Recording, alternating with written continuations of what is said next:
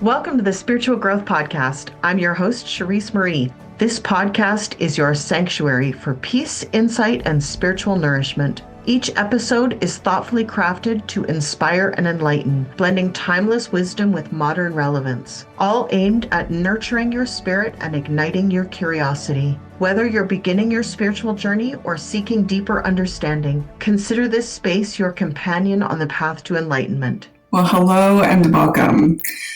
I hope you have been enjoying all of the presentations so far in this round of the Spiritual Growth Forum. This space is such a magical space to be, and my hope today is that I will continue to add to your evolution and your growth. So one of the things that we're going to talk about today is what nobody tells you about connecting with your higher self. As you lean into the world of development and as you begin to expand your spiritual awareness and your awakening, there's an awful lot of talk about the importance of connecting with your higher self and your oversoul, and these phrases get used. But very rarely are people actually talking about what this journey can feel like or what it actually looks like when you are taking the messy, heart-led, awkward steps along the journey. If you resonate with that, go ahead and drop a comment in the comment section. It can be an emoji for something that you feel resonates. It can be a word, whatever that looks like for you. And the reason that I wanted to spend time talking about this today is because there's a point in our journey where a lot of the phrases and the concepts that we have heard over time kind of catch up with us, and we're like, now I know. Now I know what it feels like, what the experience of that term or concept is because of my own journey. So you may be familiar with things like the hero's journey, the concept of going into the cave in order to collect the treasure, facing your fears. We have all of these short phrases that we use very effortlessly, and yet actually connecting with them in a meaningful way while we are living our life, feeding ourselves, making sure that our homes are clean and tidy, making sure that we're taking care of our work and that we are showing up for our community and our family. How does all of that fit in together? That's where it starts to get a little tricky. Because when you think about the hero's journey, it's anytime you've sat down and you've read that amazing book or you've watched that movie and you've just left feeling like, man, that is inspiring and it is calling something forth in me. But in those very same stories, we rarely have boring moments where people are talking about, I've got to go take a bathroom break, So this is where, when we're looking at connecting with our higher self, I wanted today to walk you through a couple of places on my journey where these things started to really kind of come together. And I finally realized, Jessica, this is what it looks like when your higher self is actually communicating with you. Because there's so much focus on us trying to communicate with our higher self. But when we flip the script and we say, how is my higher self communicating with me? That can make things much easier along your journey. So this story is going to be broken down into, 5 parts, just to give you kind of a roadmap and let you know. And along the way, I'm going to be sharing pieces from my journey up until this point. I would encourage you, at any point during this conversation, if something really resonates with you, or if there's something that kind of leaves you with a question, absolutely put it in the comments. I will be coming back through and I will be checking comments and I will be engaging in that way. Additionally, for further conversations along this line, I do have a community that you are invited to join. We'll get to that a little bit later. The very first step in our journey is what I call the pull. This is where you start to get the urging or the nudge, right? There's something that is nagging, something that really you have a curiosity about it. And the way that I describe this is that you will feel it in the beginning, and it will be curiosity. So in my journey, this curiosity came at a point when I had quite a bit of life experience in a variety of ways, and my health was declining and I wasn't doing very well. And this is when the real soul searching started to come in. Again, another phrase that we use often, but what does it really mean to be in that place of soul searching? You start asking questions and you start really wondering, what does all of this really mean, and how does it apply to me, and how do I make this life more meaningful? In what ways would it be more expansive and spectacular for me? So this pull usually has a lot of questions behind it. And for me, this question simply was, I want to know what my soul is telling me. But at that time in my life, I did not yet possess the skills, or so I thought, to actually connect with myself in that way. And so I went to another individual that I highly esteemed and highly regarded, that was more advanced on her path than I was. And the question I simply asked her was, can you please tell me about my soul?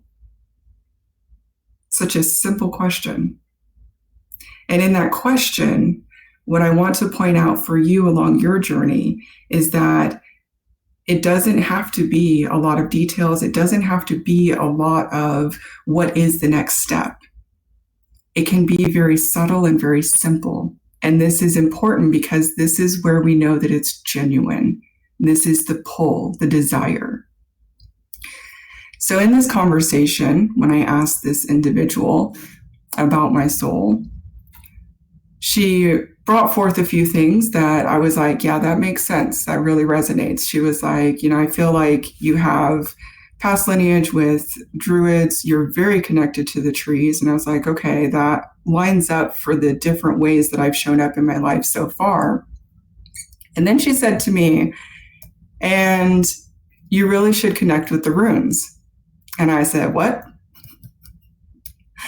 What are you talking about? Because at that moment in my life, I had no idea what these were. And yet, my higher self knew that this is the path I was meant to take. So in this moment, I was given a key. I was given something that I could follow. And the way you follow it is by continuing with your curiosity. So I left that meeting. And I think it was around Thanksgiving time when this happened, probably about 4 or 5 years ago now. So that first year, I really threw myself into researching and learning and everything that I could, up until the point that I actually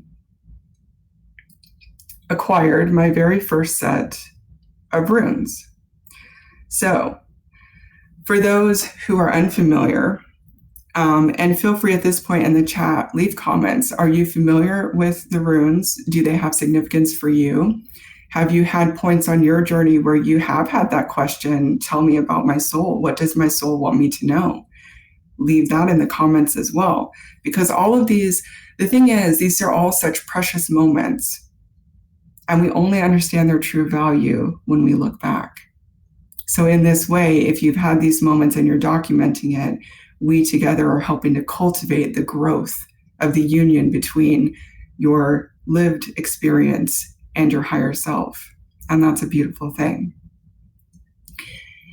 So real quickly about the runes, what I learned in my studies is that on the one hand, and this is the amazing magical thing about the runes, on the one hand, they are simply an alphabet system that would have been used in Proto-Old Norse or Old Norse Germanic language systems. They are highly popularized because of the Viking Age, because of the culture and the spread of warfare, essentially. But those who really study them also understand that they come from a much deeper lineage, and they are far more than just a language system. And this is one of the beauties of the runes, is that some people will go their entire life and the runes will always only be a language system, a basic alphabet used as sounds and letters to create words, to create sentences, to create stories. You know, here lies Jessica, and at the end of her life, she did all of these amazing things, would be sitting on a stone to mark the accolades of my life. They could be used in that way. And in fact, when we look at fields like archaeology and academia, that is mostly where they collect the information from. But the magical part of the runes falls to this piece. When we look back at ancient texts, Snorri Sturluson gives us the Prose Edda, or it could be the Poetic Edda. There's two of them, and I'm not trying to go into a whole story about the runes today because that's not the point of this talk, but I do feel that the baseline is important for those of you who are engaging with this talk to understand the significance of all of this. So we have an individual named Snorri Sturluson, and he contributed to a literary work. And the reason it's so impactful is because it helped survive the Christian overlay when the Norse heritage and tradition was kind of quieted and moved to the background. So he presented this information in a way that would be acceptable by the church so that it could be carried on and understood as a historical tradition for Norse pagans, Norse heathens. But we also have a work that predates Snorri's work that continues to add to the teachings and the craft of the Norse tradition. So when we look at these stories, this source of information, what we learn is that these symbols, the 24 Elder Futhark, which are the set most people refer to from a magical or a spiritual perspective, because this is the set that was actually revealed to Odin after he went on a vision quest. Now, if you know anything about Odin, you know that he was a very curious individual, and he always was seeking knowledge and information, which is why he was such a good counterpart to Freya, because she was all of knowledge, but she was not just going to give it willingly. So it was this union of back and forth, like if you want, then go seek. And so that's what he did. Well, at the end of this 9 days and 9 nights of hanging from the world tree in this vision quest,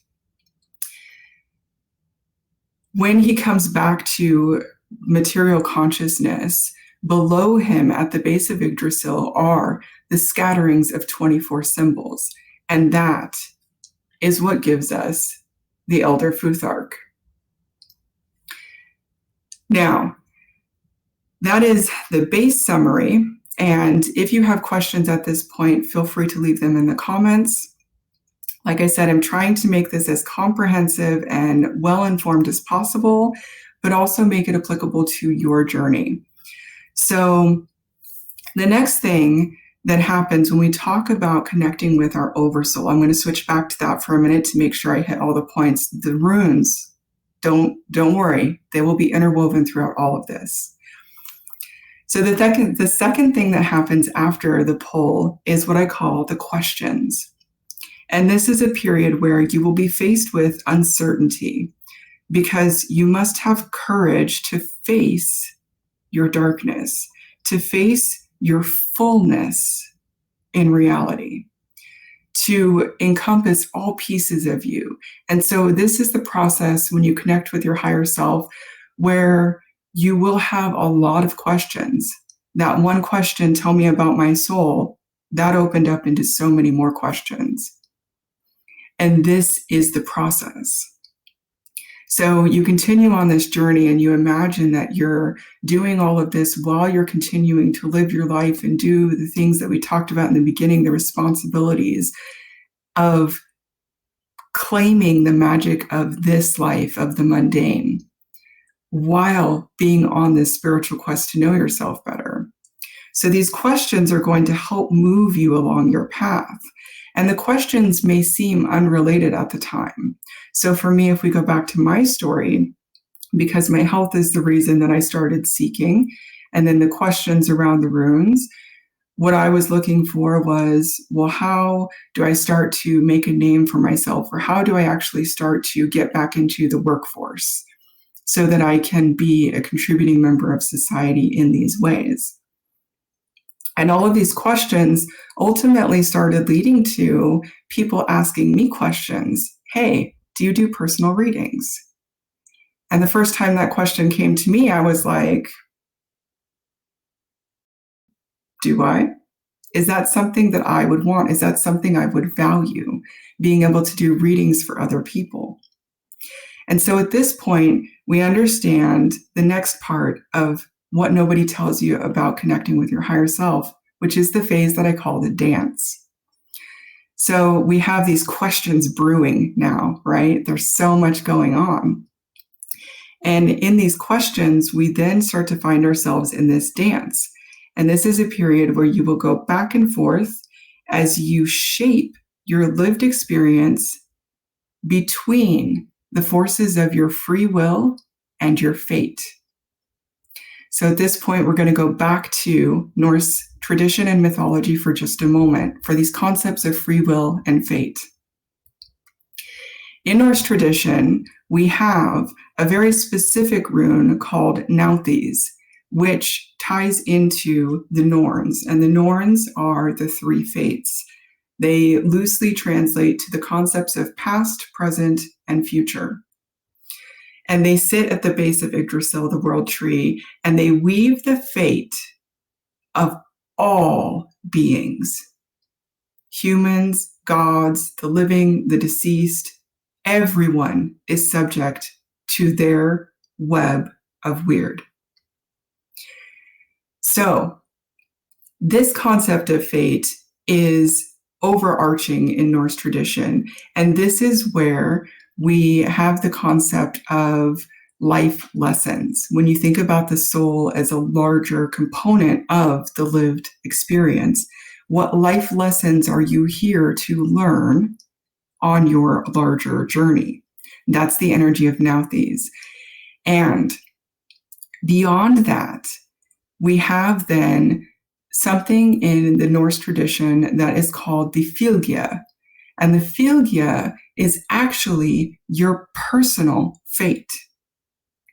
So the Norse believe that when every soul is born into a human body, and even that can go a little bit, but we'll come back to that if we have time. I just want to make sure I hit all the main points for you. When a soul is born into a body, they have a personal fate that is born with them. The thing is, the fate lives in the realm of hell, in the realm of the dead, in a coma state, until the living individual is brave enough and courageous enough to go on a journey to wake up their fate and bring their fate with them back into the realm of the living to guide them along the rest of their life path. This brings a whole new concept to the common phrase, to hell and back. So we dive a little deeper into this concept and into this story. And what we start to connect with is the concept of the love. So the only way that you're going to face your fears, that you're going to ask the questions, that you're going to do the dance, that you're going to actually break down in tears, but then also rise to the highest peaks and celebrate things you never thought you would be able to do, is because you've been in love with your highest potential. And your highest potential has loved you enough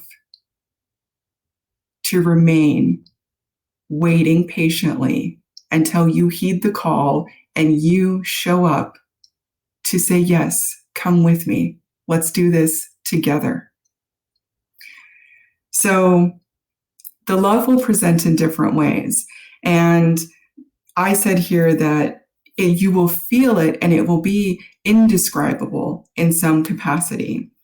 And you'll be at peace. It's a feeling of being at peace when you're aligned in this way with your higher soul, regardless of the challenges or the victories. So as I said, you could be having a moment where the ego is falling apart, where everything that you've built is breaking and collapsing, and it's scary because you don't know. In the world of runes, this is the energy of Perthro, all about the unknown. But from the unknown is where we create our magic. So the other component that's really important about the stage, the love stage, is that you will have an undeniable desire to share your journey with others. So what I can ask you right now about your place in life and what's going on for you is, where do you find yourself doing something?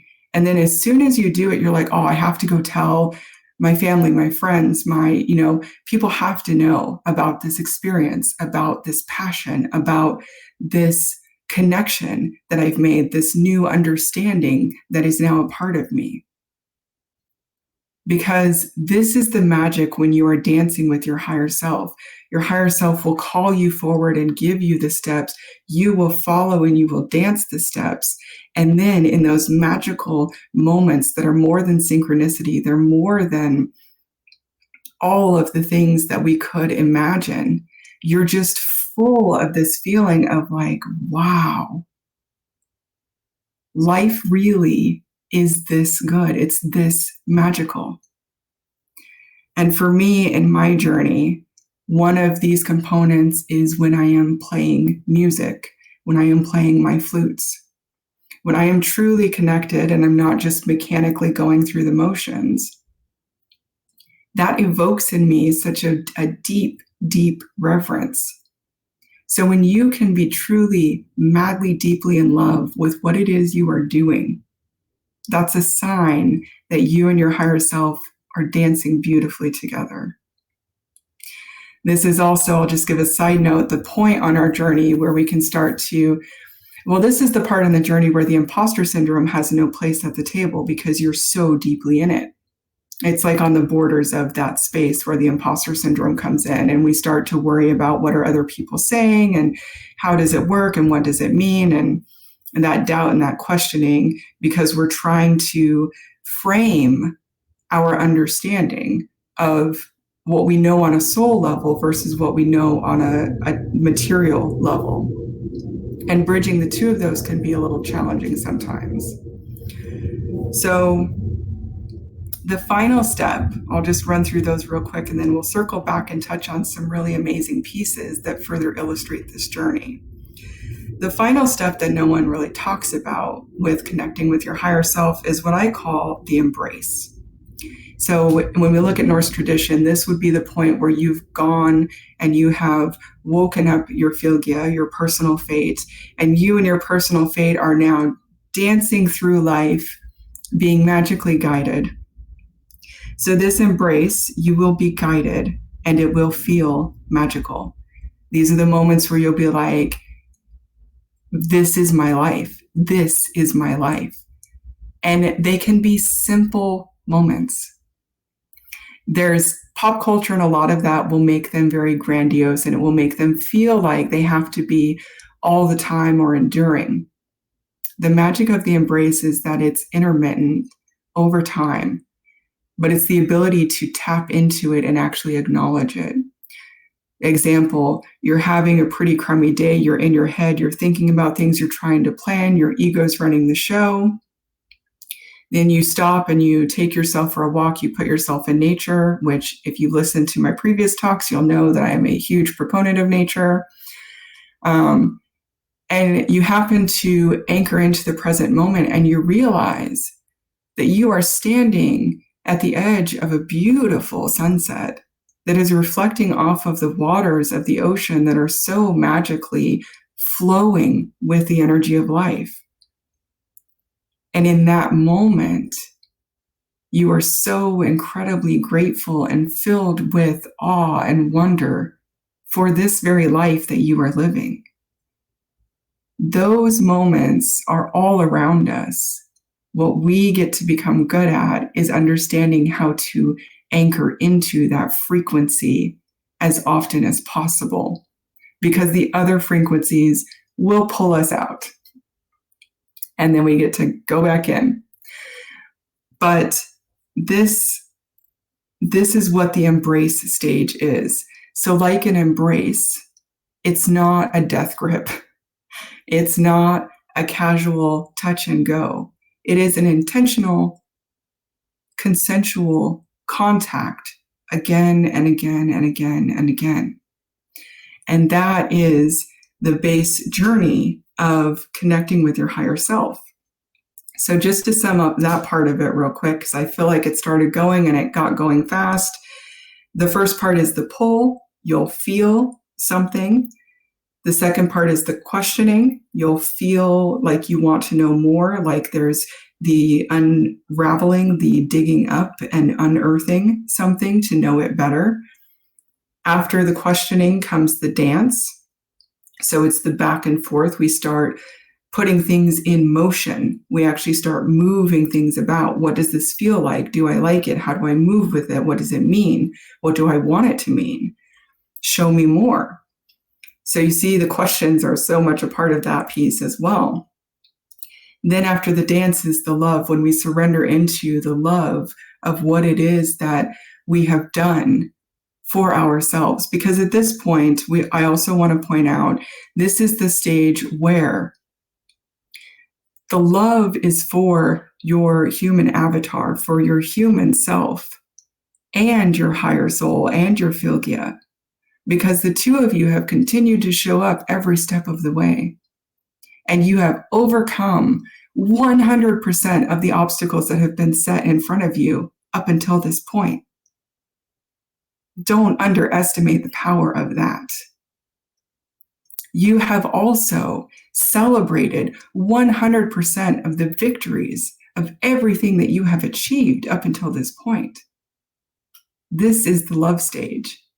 And when you start to understand this about you and your higher self, and you start to understand this magical moving back and forth, that's when you start to bend time. That's when you start to get into things that people call like the quantum leaps, right?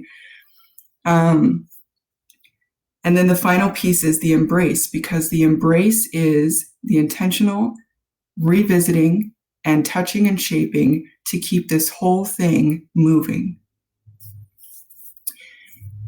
So at this point, if there are questions about that layout and what that means, feel free to put them in the comments. As I said, I will come back to the comments and I will check that out over time. But what I want to do for the rest of our time together in this talk, now that we have a basic understanding, we've got the layout, and this is something that you can actually use and follow to be asking yourself, am I on the path to waking up my personal fate? Am I on the path to actually aligning with my higher self? In this way, it's very easy. And these are the devotional steps that we do in order to keep coming back to this, to cultivate this. A lot of times when people say things are magical, they expect it's just a snap of fingers and it's done. The magic comes from the repeat behaviors and thoughts and actions and all of that lead to the moments that allow for what feels like a snap of the fingers. At least that has been my experience. If your experience has been different, I would love to hear that as well. So we're going to bring this around and we're going to tie all the pieces in.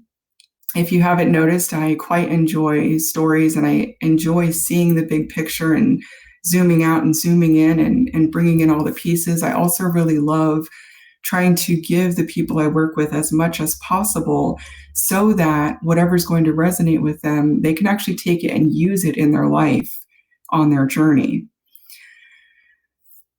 So if we go back to the runes and my personal journey and what even inspired this talk today is this concept of the higher self, and how the higher self, even though the Filgia may be in a coma, the Filgia will continue to call to you. And these are when we get into the concepts that I'm sure you've heard about. The universe will keep directing you to your path, and you can have the free will to say, no, not this time, but you will continue to be redirected until you finally surrender and you give in and you go with the flow. Let me know. I'm sure we've heard this phrase.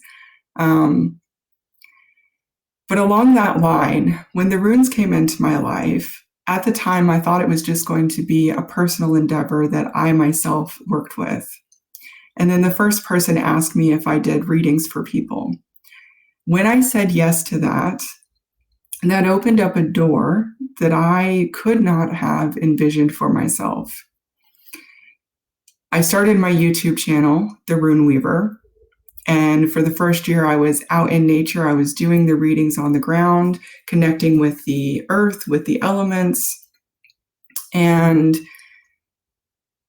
those collective readings had a certain kind of energy to them, and I really feel like that first year was my year of practice. But the most phenomenal reading that came through, which I know was my higher self being like, Jessica, let's get this moving. I'll tell you real quick because it's one of those stories that just to this day still blows my mind. I had been out and I was already done with the readings I was going to do for that session. And I'm driving back to the place I lived at the time. And I start to get this feeling. It was like, hey, Jessica, you need to do a reading for Syrian starseeds. And I was like, people don't use runes to make readings for Syrian starseeds. That's not a thing. So I kept driving. And the thing is, it wouldn't let me go. So I kept driving, and the doubt was coming up, but then the urge was there. You need to do this reading. You need to do this reading. And what I liken it to, because I guarantee we have all been in this position at least once in our life, when you are traveling or you're in an event and you have to pee, and you don't have easy access to a restroom, and you have to stay focused on what it is you're focused on. But the entire time you still know, I have to go to the bathroom. I have to pee. I really have to pee. So this intensity where you get to the point where you're like, okay, there is no more question. I need a bathroom now, or we are going to wet our pants. That level of intensity is what was coming through when that reading, if you're a Syrian starseed, this is what you need to know, came through. And it was, to date, one of the most powerful collective readings that I've ever done in terms of the sheer information and energy that flowed through me as I started to actually read the message. That reading, to this day, is still the highest view count on my channel, even though, I'll tell you, the rest of this story is about the times when I stepped away from the runes because I thought I knew better, or I thought I was going to go somewhere else. So I had some health issues again, and I had to step away from my YouTube channel for at least a year as I was rehabilitating some spinal injuries. In the process of that, the flute came back in, and I was out in nature again, but this time, instead of being on the ground using runes to do readings, I was out walking in nature, communing with nature, and then also playing flute in nature. And I tried to go back to the runes, but it didn't quite feel right. So I then stayed the path of my rehabilitation of getting everything lined up and in order and having everything kind of be the way it needed to be.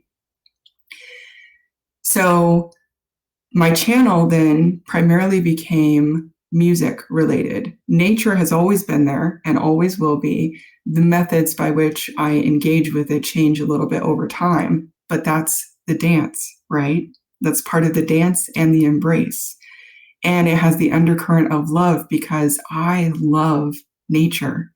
It is where I feel the most alive all the time. So, public service announcement for those watching this talk, whatever you love, whatever lights you up, that's where they say, as much as you can, find a way to make that a part of your life, regardless of what your other responsibilities are. So when the music became the predominant thing, and I love the music very, very deeply, the runes came back into my life in a very unexpected way. I was at a local shop and I was looking to do sound healing or like sound ceremonies for the community. And the owner of the shop made a comment. She said, well, we don't have any rune readers. And her community was very much in need of a rune reader, which to my conscious awareness was a very weird thing to hear. Like, oh, here I am skilled and trained on a soul level with this divination system, and you have people who actually are looking for this. Never in my life would I have thought that would have happened. So at the end of October, I started going into the shop and I started doing readings in person. That was a whole new game change. At this point, what I started to realize is that all of these years, when I started with the runes, from that one question, tell me about my soul, the time to study and learn the runes for myself, the time to be in nature, using them with myself, but sharing it in a community capacity, the time away from them, healing myself, bringing back in my childhood love of music and bringing in the flutes. And then the flutes led me to this place where the runes came right back in. And as I started doing these one-to-one readings for people face to face, I started to realize something that I had not understood through the comment section in my YouTube channel. I started to see the firsthand impact of my gift and my ability because of my connection to this life and my higher self, the ancient wisdom that moves through me when it comes to things like the runes. So people were leaving these readings with massive breakthroughs. They were leaving these readings. They had been able to release stuck points that they had not been able to release for years. I mean, the message and the medicine of these readings became very, very pronounced. So at this point is around the time that this iteration of Spiritual Growth Forum came back in. And I actually hadn't planned on speaking. And when it was presented again, that knock and that urge, like, hey, are you going to show up? Are you going to show up? This is when I realized that it was my job now to start talking more openly about the runes and my work with them and how I can help people with them. So that is most of what I wanted to speak to you guys about today. I was just looking at my notes. The disadvantage of having like the big cosmic perspective of things is that if I don't watch my timing, I can kind of get off track and not remember to come back. So the runes, the music, and the remembrance and the deep knowing of my connection to these frequencies, these energetic signatures in this lifetime as Jessica Radiance, druid, shaman, medicine woman. The terms shift and they change a little bit, but what I do know is that when I work with people in my one-to-one spaces, in the personal readings, even with things like sacred adornment. I make cold weather items, so like scarves, shawls, like prayer shawls. They're made out of natural fibers, luxury natural fibers, alpaca, silk, baby camel's hair. So they're very fine and they're very soft and they're very warm. They are organically designed, channeled designs. And they often have crystal alloys incorporated into them. This piece has a couple at the chest piece or at the neck, and then I have a few on the sleeves as well. But these pieces can be used as talismans almost, if you look at the fact that your body is the altar of your life. So I charge all of them in nature. They get sound ceremonies, they get all kinds of things. Some of them even will have the energy of the runes on them. And the reason I mention all of that is because the weaving, the rune weaver, right? The crochet, the fiber art. When we look at connecting with our higher self, it's very rarely a clear, direct path.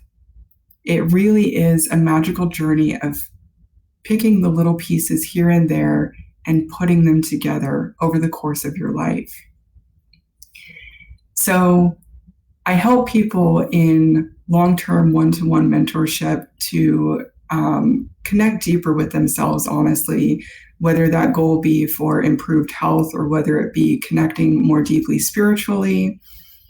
I offer the sacred adornment. I am offering personal rune readings again, as well as I'm revamping my YouTube channel to serve the larger global community with sound healings, rune readings, and just honest, genuine, behind-the-scenes storytelling. Because I've also realized at this point that the way that we live our life is an example that gives permission to the people who are unsure about their next step. So this is leading by example.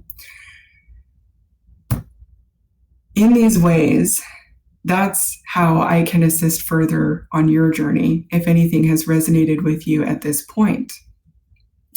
And what I'll do now is there should be a link running across the bottom of the screen. You can join this link and it will connect you with my Telegram community. The reason I like Telegram is because it's not subject to social media. Like all platforms, I'm sure it will have issues, but that's going to be the first place. It also connects to my email list. So that's the first place where you're going to hear all of the information about the various offerings I do, because I do offer such a wide array and I like to really personalize with whatever the individual is needing at this point in my journey. So I recommend that you connect with me there. And that's going to be where you're going to find out first about anytime I'm doing discounts, anytime I'm launching programs or group activities, notifying of when I'm doing in-person events or online events. That's the place you'll want to be. As a special bonus, and I'll come back and I'll list this again in the comments under this talk, because it's the holiday season, I did want to let you guys know that in my Etsy shop, also called The Rune Weaver, if you guys enter the code SGF20,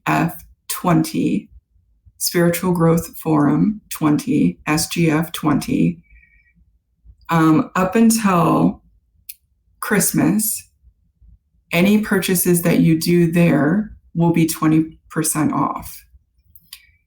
On my personal website, I have collections of sound ceremonies that are done in nature. So you get the full video. You also get an audio track that you can download. I have a couple of short 31-day challenges, a couple of little, I think there's an 8-day challenge that was around the Lionsgate that are pre-recorded and ready to go that can help you further along your journey. Everything that's on that site is going to be 40% off. And that one will be end of year 40. But because that's a lot of information in a short space, like I said, I'll go back and I'll do it in the comments so that you have easy access to it. But going forward, being part of my Rune Weaver community is where you're also going to get easy access to that information. So that is what I would like to leave you all with today. And I am wishing you so much joy and love and enlightenment on your journey. And I look forward to meeting with you next time around. I'm your host, Charisse Marie, and I want to thank you for joining us today on the Spiritual Growth Podcast. It's always a privilege to share this sacred space with you. We hope you carry these reflections with you throughout the week, letting them guide your actions and enrich your spirit. And as always, we're here to support you every step of the way. We love hearing from you, so feel free to leave comments or reach out with your thoughts. Until next time, keep exploring, stay curious, and remember, you are never alone on this path. Together, let's continue walking towards greater awareness and deeper connection. Take care and be well.